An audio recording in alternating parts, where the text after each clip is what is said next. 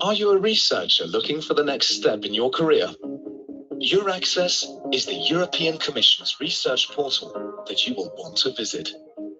By joining EurAccess, you can connect with renowned universities, research organizations, and businesses all around Europe. Available at your fingertips are thousands of jobs, funding, and hosting opportunities in all research fields and for all researcher profiles.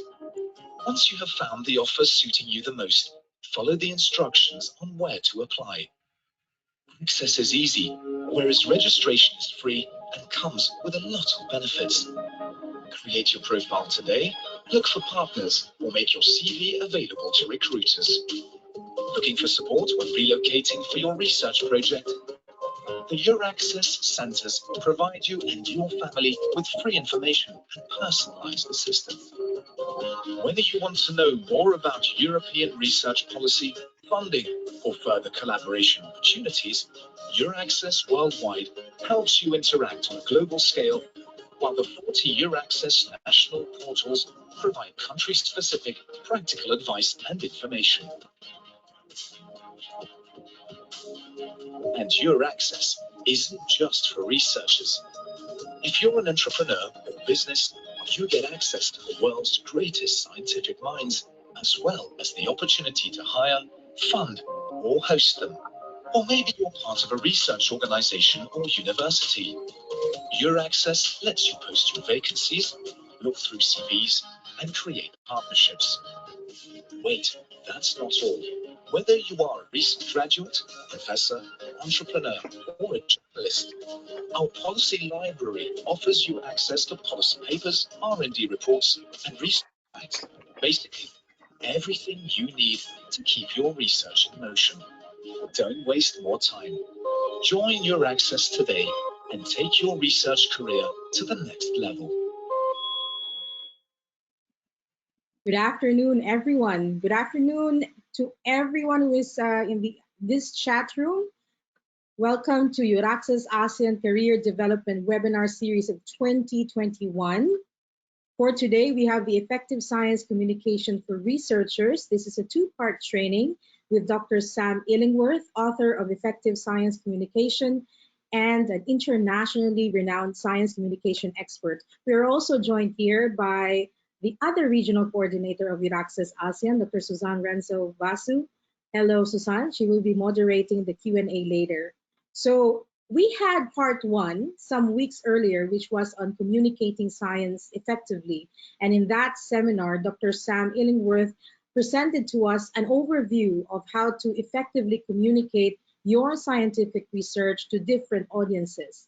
Today is part two, which is to establish your digital footprint.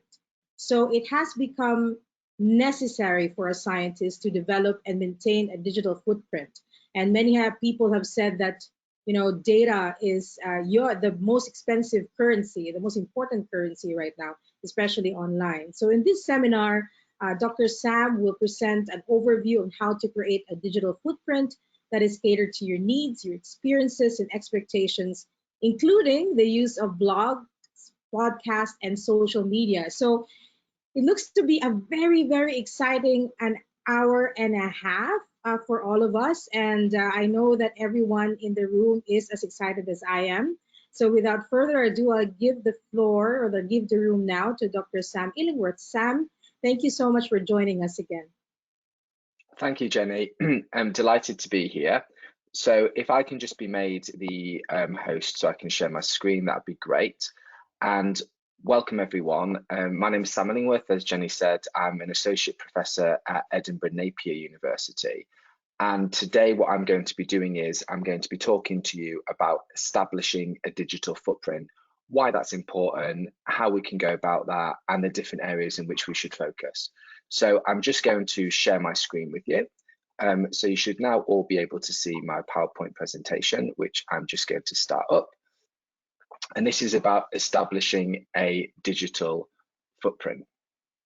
So I'd like to say from the very beginning, if you want to, please do feel free to contact me via my website or via my Twitter handle at Sam Illingworth. Can I just check, Jenny, that everybody's able to see the screen? It should be able to see a screen now saying where to start. Is that correct? We have a blank screen now, Sam. Oh, you have a blank screen. Okay. So I'm gonna start sharing again. There's obviously an issue with the with Microsoft PowerPoint. So I'm sharing my screen. Apologies for everyone, this is a slight technical hitch. Here we go. So now you should be able to see that. Okay, great.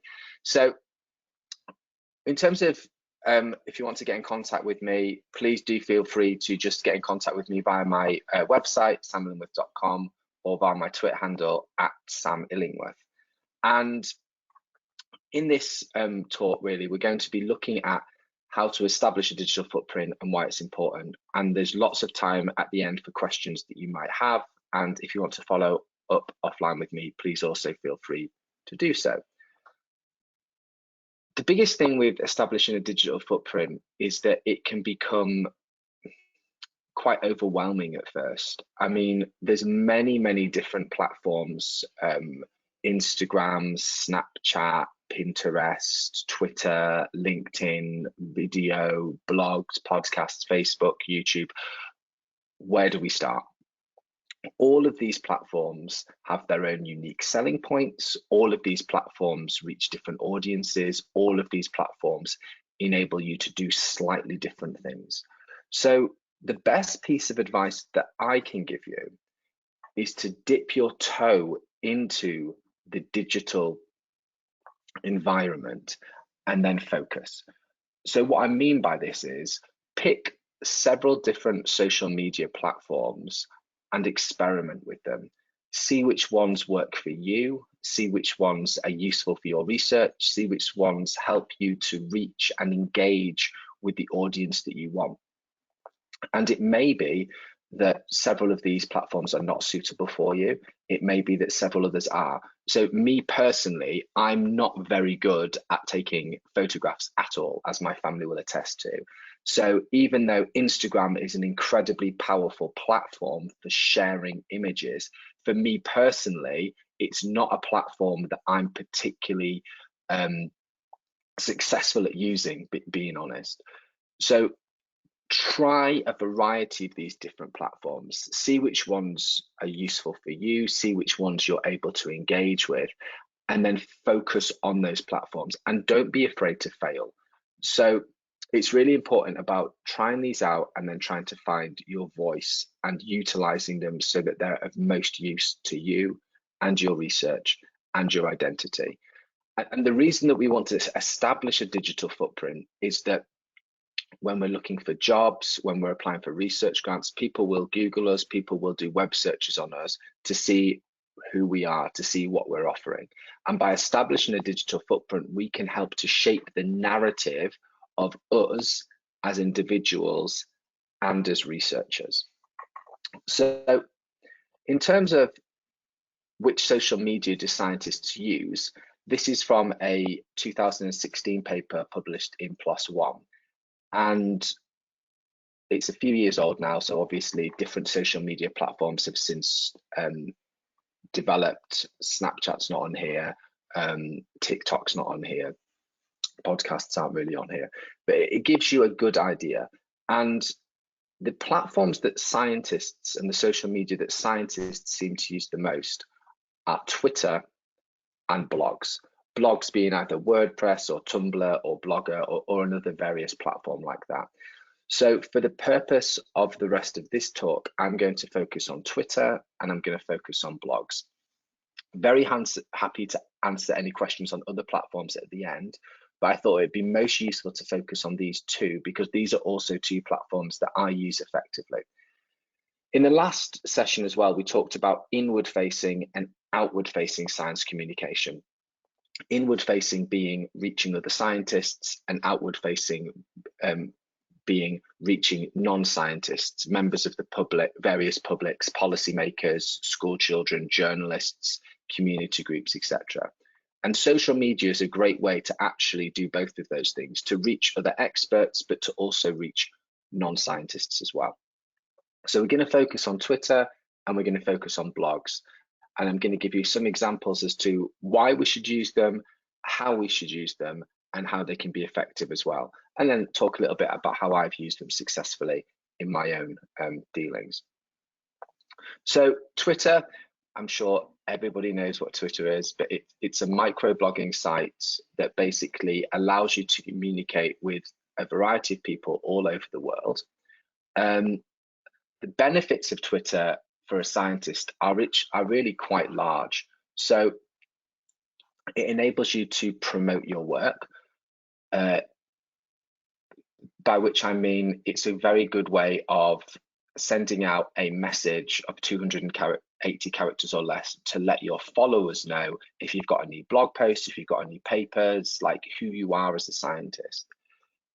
Number two, it's a really powerful way to enable you to learn how to communicate concisely. So when you're writing a tweet, you only have 280 characters or less. And so you have to really think about what is the key aspect of the message that you're trying to communicate, and how can you summarize that in 280 characters or less. So when I have an upcoming talk or an upcoming event or a recent paper that I've published, I take the time to compose a tweet because it really helps me get to the central thesis of what I'm trying to communicate. I can't be overly verbose. I can't be waffly. I have to be really succinct in what I'm trying to say. So Twitter is a very powerful way of helping us to learn how to communicate concisely. Number three, Twitter is a great way to find information. So it enables us to find papers behind a paywall. If we don't have access to that particular journal, we can find the lead author and maybe tweet them saying, "Hi, have you got a copy of the paper that I could look at?" It also enables us to have up-to-date conversations in our field. So we can follow hashtags, which are ways of indexing on Twitter. We can follow researchers that we're interested in. We can follow scientific stories. And it's a great way to point us to new developments alongside a more traditional literature review that we might do. Number four, Twitter's really good for research. So if we're doing research that's maybe a bit more social science based, if we have surveys, it's a really great way to find participants for the study. But it's also a good way to gather opinions. So you might have a journal article in preprint that you want people to look at. It's a great way to advertise, to get people's comments on what you're writing. And then finally, it enables us to virtually attend conferences. Now, I know that at the moment we're all virtually attending conferences, but when we're in a situation where we're able to go to face-to-face conferences again, sometimes we're not able to because of maybe childcare arrangements or caring responsibilities, or because we don't have the funds or the time to go to a week-long conference on the other side of the world. So instead, what we can do is we can follow the hashtag for that conference or for that event to see what's going on. So for example, the recent European Geosciences Union had their successful conference a couple of weeks ago. And if you follow the hashtag VEGU21, you'd have been able to keep up to date with everything that's there. So you can see that Twitter has many benefits for different researchers, and it's a very powerful site for scientists to be able to do their work effectively. So the question I always get asked is, but will it improve my citation count? So we live and work as academics in a ecosystem in which I guess we're judged by our H index, by our publication count, by our citation count, etc. And there's lots of different research that's looked into whether or not tweeting about our research improves our citation count. And this paper from PLOS ONE, published in 2015, says that tweets do slightly increase the citation count, but it's very weak. However, tweeting about our research does actually improve its impact. So I'm not talking about the impact factor of a journal here, but I'm talking about the impact of the research in terms of getting the research seen by various different societal groups who it impacts. So let's say that you've done some research about the effects of flood risk mitigation strategies in a city region. people from that region aren't necessarily going through Google Scholar or Scopus to read your article, but they've probably got Twitter accounts. And if you're tweeting out about your research in a way that then reaches that audience, again, thinking about the audience, the fundamentals of science communication, then it's a really great way of having actual impact. So Twitter is a great way of reaching not only other scientists and experts in your field, but also other audiences who are deeply impacted and deeply affected by your work in research. So yes, it might not increase your citation count hugely, but what it will do is it will expose your research to other audiences who will be able to engage with it and interact with it in quite unique and sometimes unexpected ways. So what I'd recommend in terms of using Twitter effectively are these 5 tips. Number 1, determine your USP, your unique selling point. What is it about you on Twitter that people want to see? And people don't just want to see a scientist, right? They might want to see a little bit of your personality as well in there. So for me, my Twitter account at Sam Illingworth, my research is about using poetry and about using games. So for science communication. So my USP is communicating science through the medium of poetry and games. So that's what I use Twitter for. Number 2, share valuable content. So as well as posting links to the stuff that you've been doing, you should use Twitter as more than just a repository or an advertisement for you.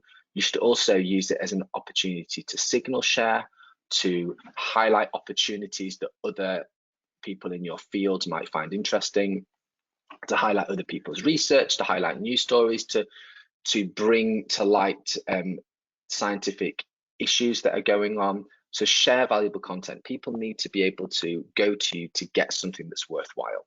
Number 3, try to always use images or GIFs or videos. As lots of research into this, those tweets which feature an image or a video or a GIF are much more likely to be engaged with either through retweets or click-throughs or likes. Number 4, tag people into the posts. So if you're tweeting about a particular piece of research that might be of interest to a community group or a national organization or another scientist, tag them in so that they can see it. And then finally, be civil. And this is really true for all social media. You should never do something that you wouldn't be willing and able to do in real life. So, you know, I hope in real life, in a face-to-face environment, you wouldn't say something discourteous to someone. The same on Twitter. It's very easy to pick up your phone and just tweet something out quickly, as we've seen many political leaders do. But we're better than that. And we have a responsibility to be ethical as scientists. So really, you know, it sounds trite, but treat others as you wish to be treated. Use Twitter as a platform through which to engage in dialogue rather than to settle scores or to be rude to people. And if you follow all those points, then you'll be able to use Twitter very effectively. Twitter is really a very great platform for scientists to use. A really powerful tool is Twitter Analytics, which enables you to see what are your top tweets, what are your top mentions, how many people have you engaged with, how many people have visited your profile. And it's really good because you can look at this data and then start to understand which of your tweets are most effective for different audiences, how you can increase that, how you can increase your reach, how you can increase your impressions, etc. So Twitter Analytics is a completely free tool that Twitter provides that enables you to get into the data and look at how you can improve your ability to engage with various audiences through this platform. So I've just got a little activity that I'd like everybody to do. I want you to summarize your research in a 280 character tweet, and to also include the hashtag SciComm. Feel free to then share it online or in the chat as well. You've got 1 minute to do so. Go. So I'll time you for doing this exercise for a minute, but I'll also speak over the top so that we don't have just dead space. So I'm timing you at the moment. Now, the reason why this is a really good exercise to do is it gets us thinking, like I was saying before, about how we can be succinct in our research, how we can communicate the absolute central thesis of what it is that we're trying to engage a specific audience with. If you're unable to summarize your research or your paper or your talk in 280 characters, provocatively, I would say maybe you've not really thought about what it is that you're trying to communicate. So really take the time before you do a piece of communication to think what the central thesis is that you want to communicate. Write that down, try to communicate it in 280 characters, and then share it. Stop. That's the end of your exercise. So that's Twitter. Now I'd like to talk about blogs. And this is the blog that I run called The Poetry of Science. And you can visit it at thepoetryofscience.scienceblog.com. And in this blog, every week I read a piece of scientific research and I write a poem about it to try and communicate it to a non-scientific audience. And the idea behind this is because scientific research is really important to society, but it's also interesting and fun and bizarre, and people really enjoy engaging with it. But the scientific abstract, in the way that scientific papers are presented, are not always the most engaging for non-scientific audiences. So with this blog, what I try to do is to introduce people to this research through the medium of poetry. And you can see here, Spongy Trails is about an amazing piece of research which discovered that deep sea sponges actually move across the Arctic floor.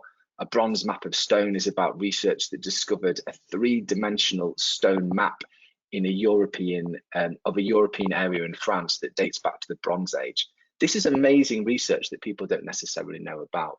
And so what I tried to do with this blog was try to communicate it to a different audience. So to give you an idea of what this looks like in practice, this is a paper that I wrote a poem about. It's a really, really nice paper. It's called Projected Deglaciation of Western Canada in the 21st Century. And what it's about is it's about modeling different climate change scenarios to see what will happen to the glaciers in Canada according to different climate change models. And if we look at the abstract, we can see that actually, as a scientific abstract, this is really well written. It's a very, very well written scientific abstract. But if you're not a scientist, or even if you're not an expert, there's so much in this that's very difficult to understand. So we use 21st century climate change scenarios from an ensemble of global models in our simulation. What does that mean? But actually, this is really important research that people need to know more about. So I wrote a poem about this in a way to try and engage people with the research and get them to find out more about it. So this is the poem that I wrote. In Canada, a study found how glaciers melt in the west. The shrinkage is beyond profound, with 70% at best. If we ignore the Earth's request, then 95% will go. New barren lands will not be dressed with climate change too warm for snow.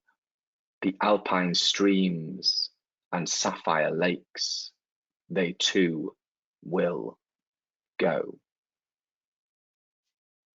So that's a way of communicating the research in a slightly different format. And after doing that, I thought to myself, okay, maybe we could actually replace the traditional scientific abstract with a poem. But if we were to do that, the abstract would still need to be useful for scientists. And by useful, I mean people would still need, it'd still need to be accessible, it would still need to be interesting, and it would still need to be aspirational. So inspirational, sorry. So encourage people to find out more about the research. So what I did was I actually did a scientific study where I got 50 scientists and gave them the original abstract. And I gave 50 scientists the poem, and I asked them to rank it in terms of accessibility, interest, and inspiration. And what I found was, with statistical certainty, this is for accessibility, that the scientists found the poem to be less accessible, less interesting, and less inspirational than the original scientific abstract. Now, what that tells me is that scientists obviously don't like my poetry. But what was really interesting was that I also did a piece of qualitative analysis where I asked them to write what they thought the scientific paper was about based on reading either just the poem or just the abstract. And actually, they took away the same amount of information. And what that tells me, therefore, is that the poem is actually a very useful way of communicating to different audiences.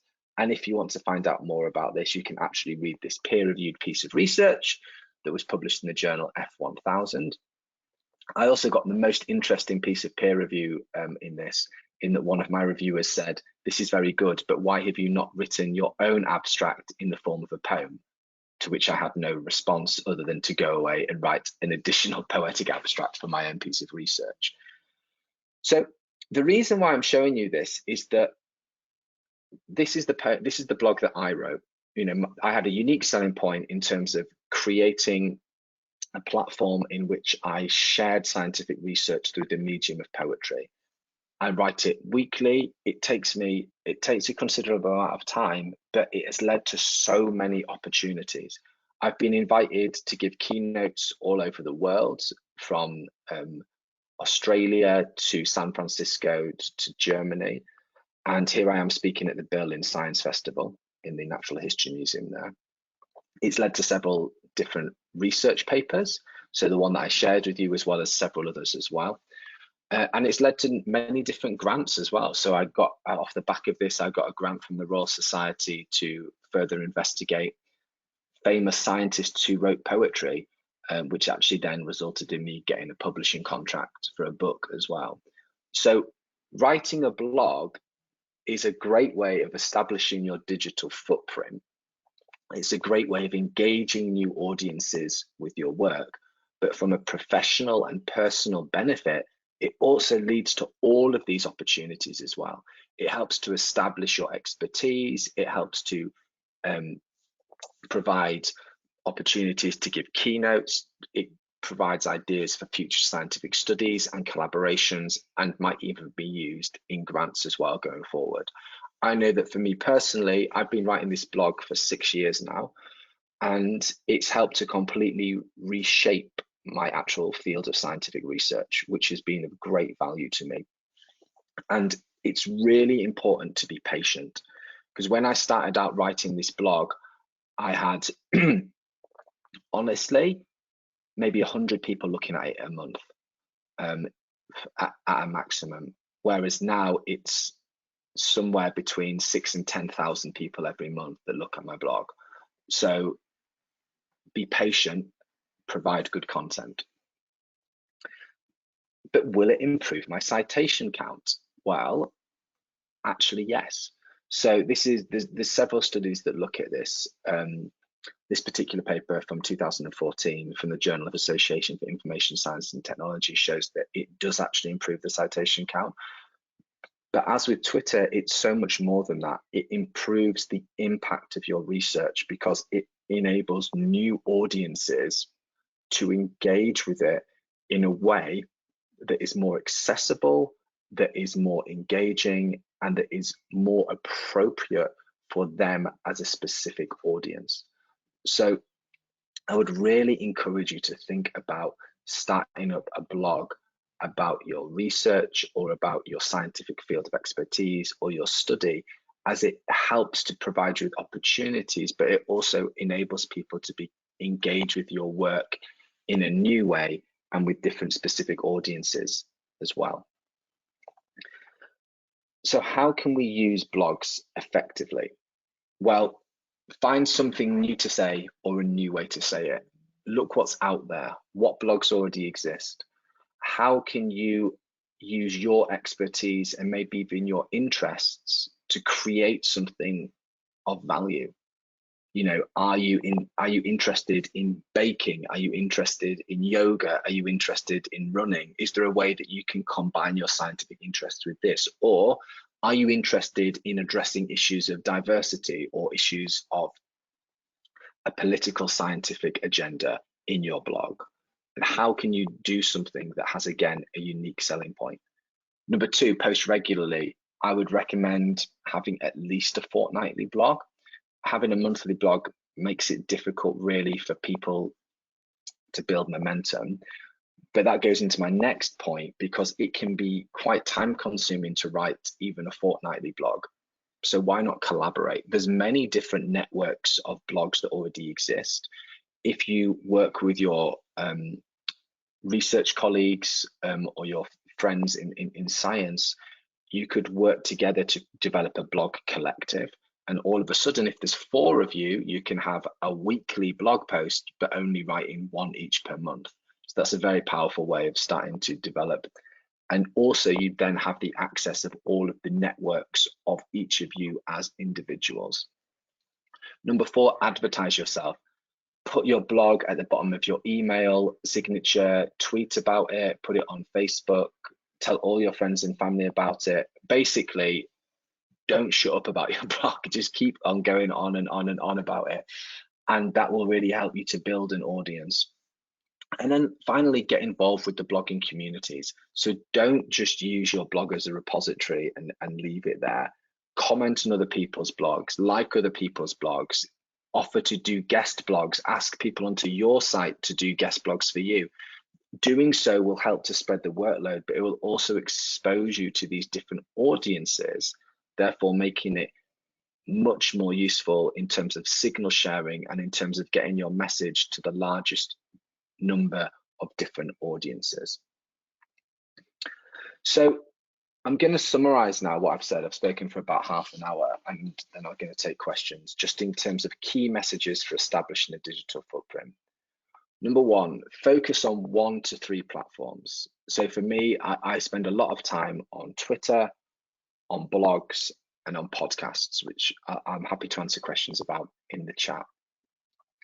Develop an effective USP. So what is your unique selling point? Mine is around poetry and science communication. So I have a blog, The Poetry of Science. I have a podcast also called The Poetry of Science. And then I tweet about poetry and science.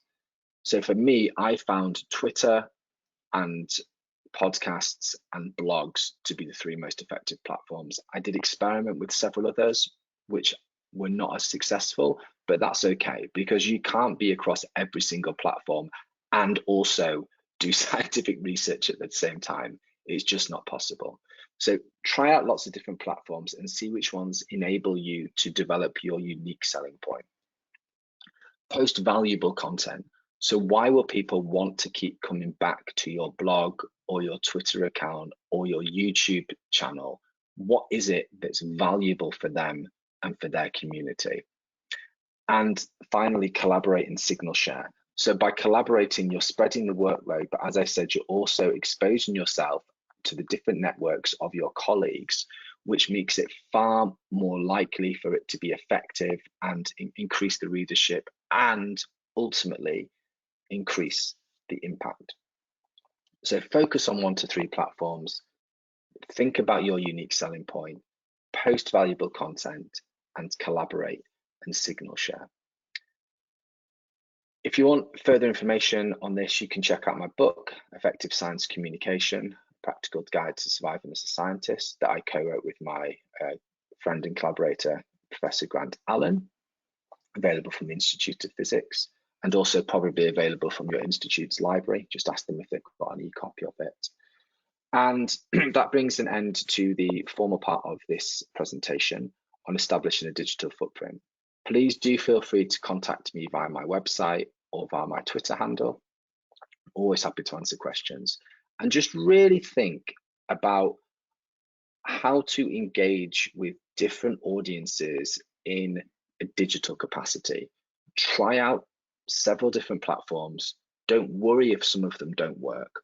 Just really think about what your unique selling point is. Think about your audience. Think about which platform you can use to reach that audience, and think about how you can use and why you should use the digital arena to truly develop great impact about your research.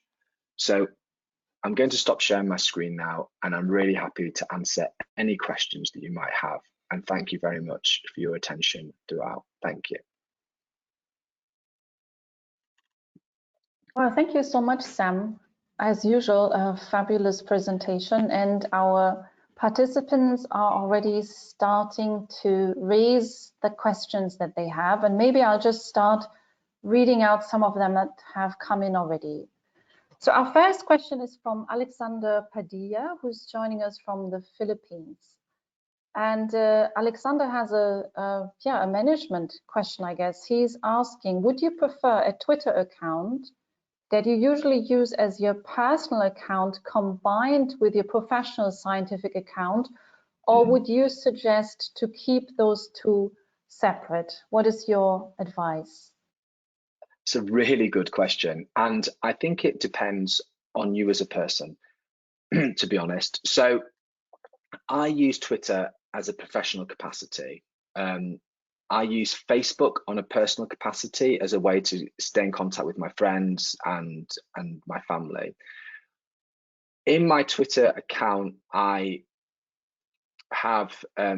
show parts of my personality and things that I'm interested in, but I don't really mention my family or anything like that.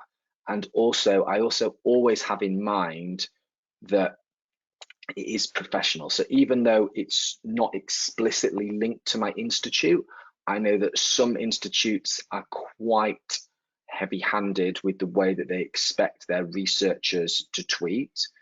So it's always best to err a little bit on the side of caution, I think, with professional accounts. So I think to answer your question, depends on the individual. Some people do a very good job of combining their professional and personal accounts into one. Others find that by having a personal account, they can maybe be a bit more political or a bit more outspoken than they would be comfortable doing in a professional account. So it's very much down to the individual, and also just be careful and bear in mind any rules or stipulations that your institute might have in terms of disclaimers, etc., that you need to put in your Twitter bio. Thank you, Sam. And I think to make it a little bit more interactive, we would invite the next person to ask their question directly. This would be Sirapat Bunkrong. Sirapat, if you want to switch on your microphone and your camera, then you could ask your question directly, if you prefer to do that. Sure. Hi, Sam. Can you hear me? Yeah, I can hear you great. Hi. Hello. Hi. My question is how do you get followers on Twitter? Because I think without many followers, whatever you post seems a bit, well, almost useless, basically. Thank you. No, it's a really good question. And again, what I say is patience. So I have about 7,000 followers now, but when I started off, and I've been on Twitter for a decade, when I started off, I had 2 or 3 followers, and it's just about providing valuable content. So follow lots of people, create content that's different, create content that's unique, create content that's valuable. Like, there's no set formula, but I when I was starting off, I recommend maybe trying to post 3 times a day. Again, trying to post like earlier in the morning, as people are, commutes are different at the moment, but like as people are getting ready for the starting day, 1 around lunchtime, and then 1 towards the end of the day, and just consistently be on brand, so that when you're thinking, great, I go to Sam Illingworth because he provides interesting things about science and poetry, but also links to science communication opportunities, links to calls for papers, links to mentoring schemes, etc. So it's all about content. If you provide good and valuable content, then people will start to follow you. People will start to retweet what you've got. Follow follow people that you know, ask them to follow you back in the first instance, so you can get up into the low hundreds, and then just be patient, develop your message, have your Twitter handle on your business cards, the bottom of your email signature, etc. And that's the best way to build followers.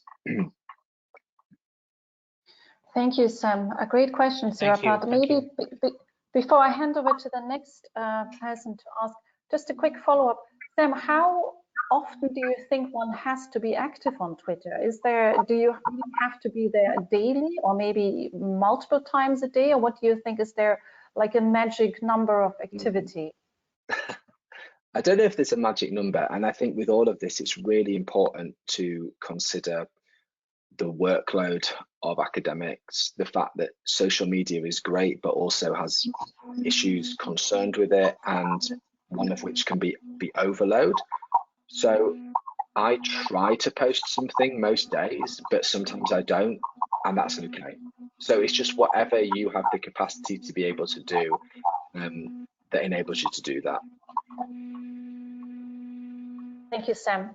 The next question is from Toshiro Osawa. Toshiro, you also could now ask your question directly if you want to. Maybe if we ask the previous person, Sirapat, if you want to switch off your mic, it might still be on.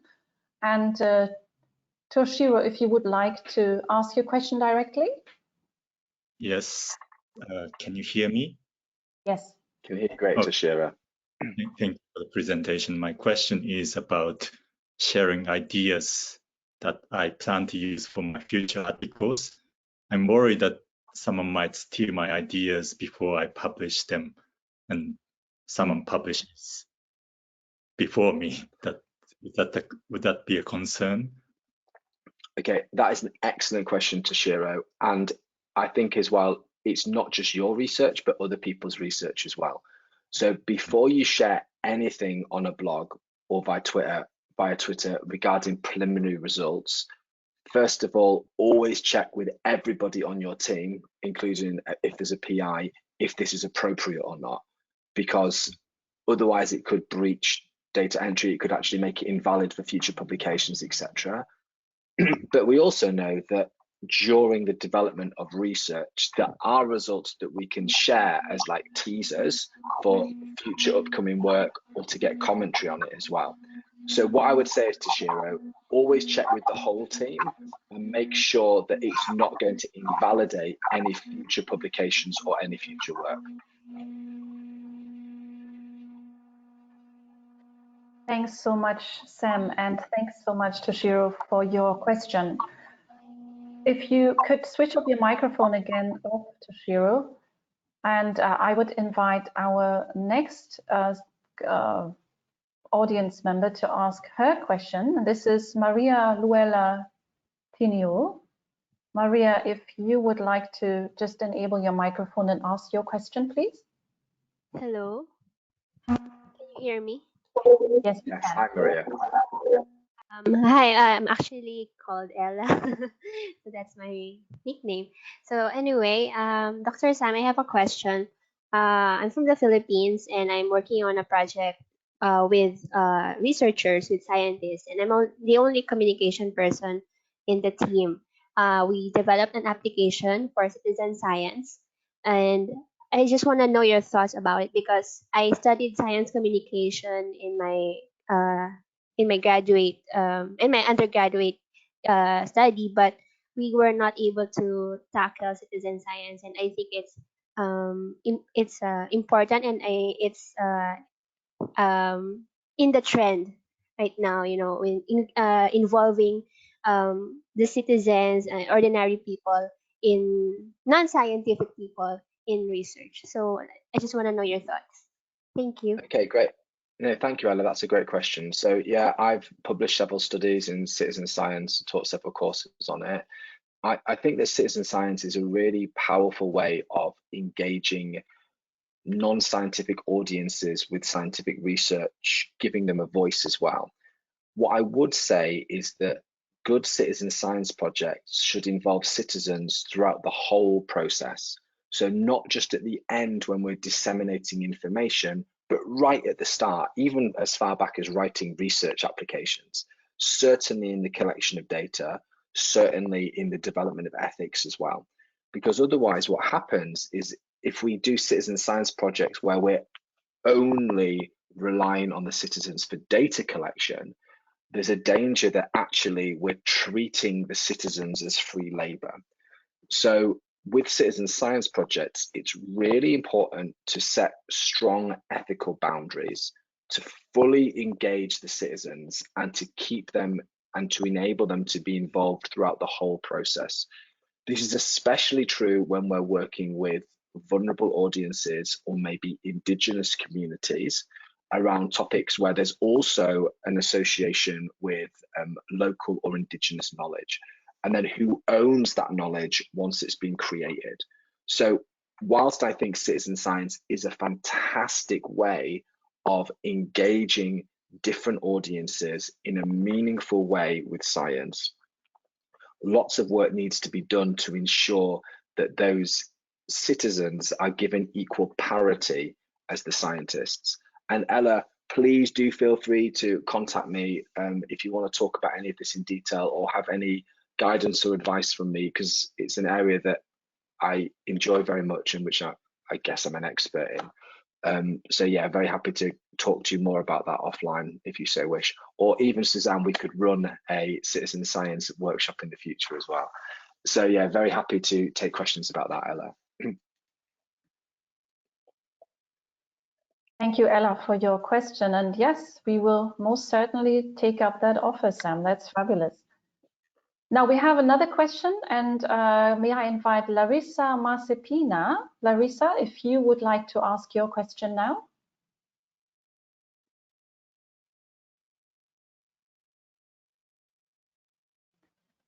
So Larissa, if you would like to ask your question, otherwise I can just read it out for you. Larissa's question. Yeah, I'm here. Hello, Sam. Thank you very much for your wonderful presentation. I got a short question. I was recommended to use Medium as platform for science communication. What is your opinion on this particular platform? Thanks, Larissa. That's a great question. So for people who don't know, Medium is a blogging platform which kind of has an established audience already. So it's a platform through which you can create your own blog with its own identity, but there's many millions of people who already use Medium to get their blogs. So it's not like you're creating your own website or your own platform. All of the infrastructure exists there, and theoretically there are millions of readers who can look at your work, but you still need to be able to provide content and provide something that's going to want to hook people into reading your post versus reading all of the other tens of thousands of blogs that exist on Medium. The recommendations I have for Medium are, Medium works really well because it has several different collectives of writers that come under certain areas. Try to identify a collective or a group that you can contribute to, because then you're automatically reaching maybe their thousands or tens of thousands of readers. Starting your own Medium blog post from scratch is a bit like starting a blog post from scratch, in that you're kind of fighting through the waves to try and have your voice heard above everybody else's. So look to join some of those collectives. If you are sticking out by yourself, then see how you can go about trying to get your Medium post featured on like the Medium Science front page or whatever. Look at how you can work with other Medium producers. It's a really nice platform, but again, you just need to work to think about what your unique selling point is, what valuable content you have, how you can create stuff that people want to read, so the use of lots of images, etc. But yeah, I would recommend it as a very nice blogging platform, definitely. Thank you for that question, Larissa. Thank you, Larissa. And if I could invite Ebba Bergman, if you would like to ask your question now, Ebba. Yes, hi. So my question is it better to provide non-original content and start being on Twitter to start sharing pre-published papers and such, or to wait until your unique selling point is better defined? Because I do not feel I have the time to do that quite yet. No, that's a good point, Ebba. So I think, yeah, I mean, your unique selling point might be though that you're the person who provides links to really interesting papers. Like with additional commentary, or just even providing them. So providing valuable content is really, really important. So yes, absolutely do that. You know, use it as a way to, oh, I read this interesting paper today. Isn't this great? Or I agree with this paper, but there's something in it that maybe I don't agree with, or this paper made me think about this paper as well. So yes, to answer to your question, don't worry, don't necessarily think about, I have to have this amazingly, completely radical new unique selling point. It might be that your unique selling point is this person ever is a really reliable source of information for fundamental research in their field. So yeah, it's a great way to start playing with the platforms and to build a valuable user base. Thanks, Sam. And our next question, I think, comes from Malaysia, if I'm not mistaken. Zaid Omar. Zaid, if you are ready, you can ask your question now. Hello? Yes? Hello? Yes, Hello? we can hear Hi, you. Zaid. Yeah, sorry. Thanks for your presentation. My question is, I was surprised by how respondents found your poem less informative than the jargon-laden abstract. Do you maybe have a rationale or explanation for this? Oh, thanks, Zaid. My rationale is that scientists are heathens and don't understand and don't appreciate excellent poetry. But in all seriousness, I think it kind of makes sense. Scientists, for the most part, are used to reading those kinds of abstracts. They're not necessarily used to reading a Spenserian stanza, which was the form of that poem. And actually, it might be that they just didn't like my style of poetry. It might be that they didn't like poetry in general. So the follow-up study to that would actually be to get several different poets to have an interpretation of that study and write their own poems about it. But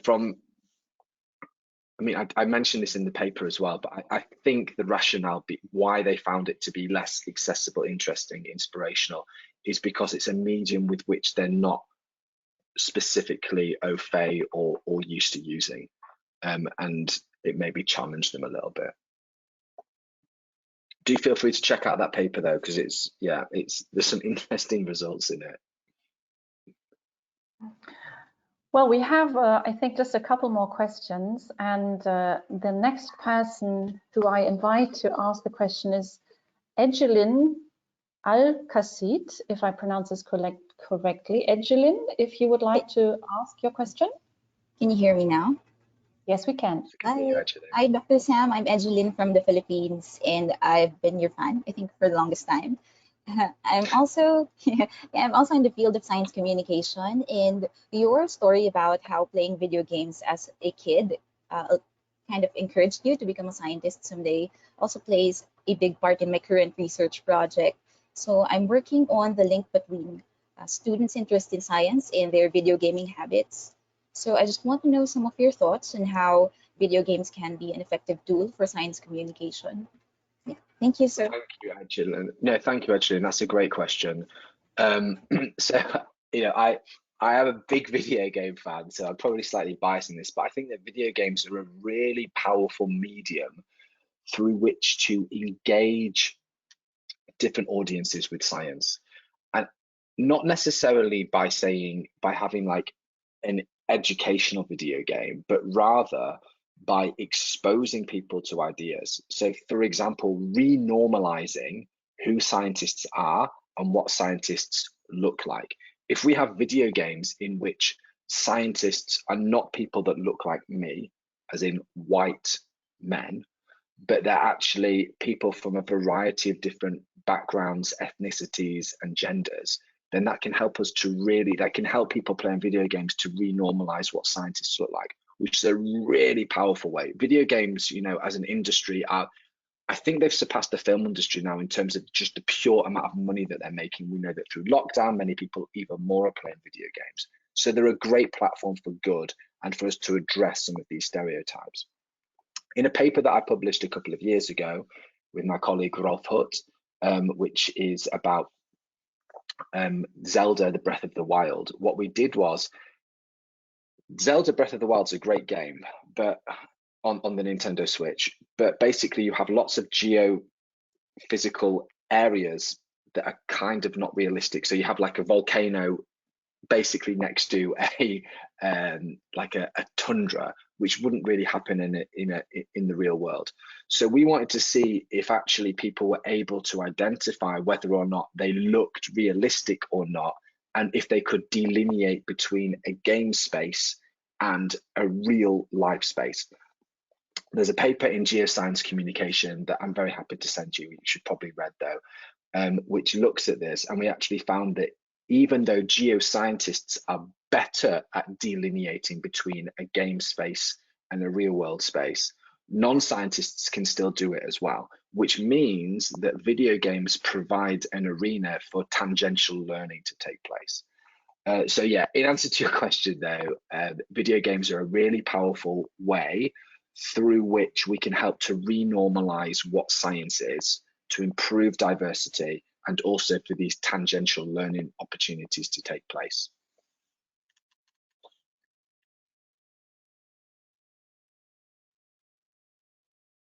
Thank you very much, sir. Thank you so much.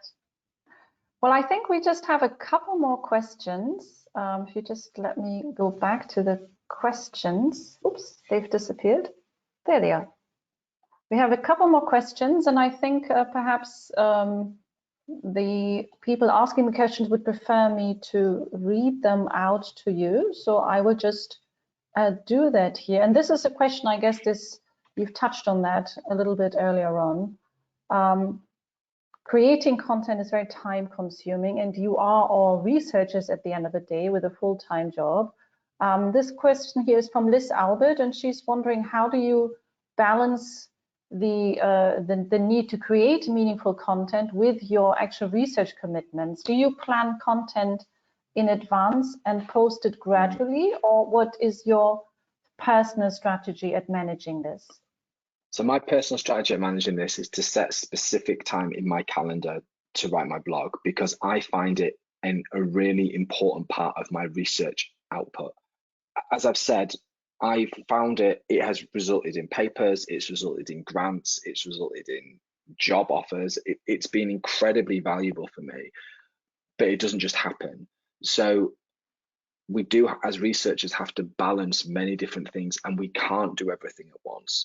But for me, I have found the development and creation of my blog and podcast to be of great academic as well as benefit for the wider community. So I make myself find the time to do it that I would maybe allocate to things that I no longer do in my career and my job.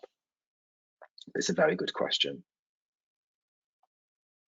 Thank you, Sam. And our last question comes from Yakus Nassis. It's probably not correct to pronounce. I apologize.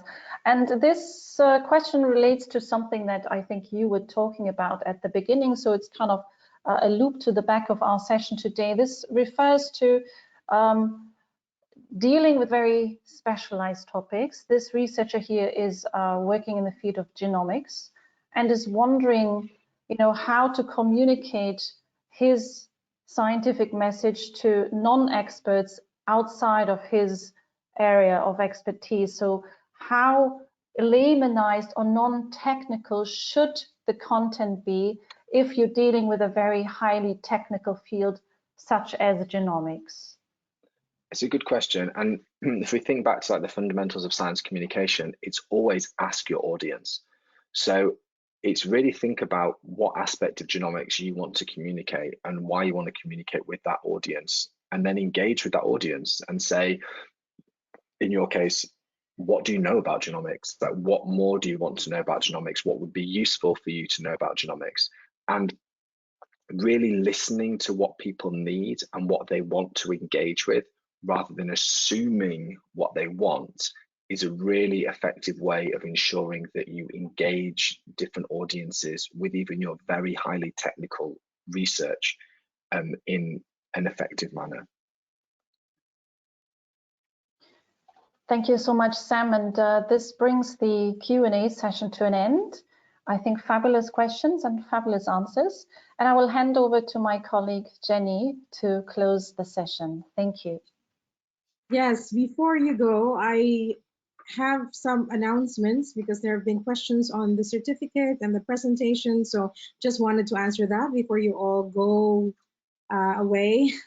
So on the certificates, you will get them after this webinar, and on the presentations, we will send them after the approval of Dr. Sam. So I hope that is clear for everyone. Of course, we'd like to thank again Dr. Sam Illingworth. I love your idea about citizen science. Some years ago, we were planning to do a project with some international partners. So I think Sultan and I are in agreement that we definitely would like to have that. And for those of you who are still inside the room and would like to maybe brainstorm about how this could be, please send us a message. And please do follow us on our social media accounts. You already were told that Twitter is very, very influential also in the research, in communicating your research, same as with the other platforms. So once you find the time to transform that abstract into a poem, as what Dr. Sam was doing, do tag us, okay? We are in Twitter at Euraxis ASEAN. You can also find us on Facebook.